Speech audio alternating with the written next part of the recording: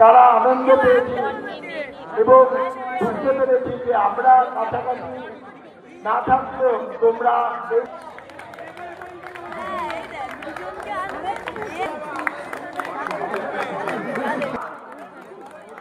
দ্বিতীয় হয়েছে দেবানী অসিতাল নাথ, সম্পাদক মোহনের দত্ত চৌধুরী।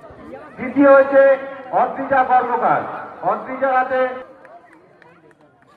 বছর পর্যন্ত বালক বালিকাদের 12টা মোমবাতি জ্বালিয়েছে একটা গাড়িতে। প্রথম যে হয়েছিল সে 14টা, দ্বিতীয় হয়েছে 12টা, তৃতীয় হয়েছে 9টা।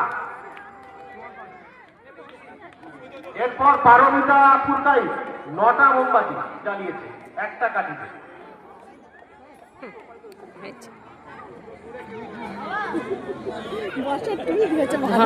বিবাহিত অবিবাহিত মহিলাদের শঙ্খ বাজানো। প্রথম হয়েছে ছন্দা বর্মন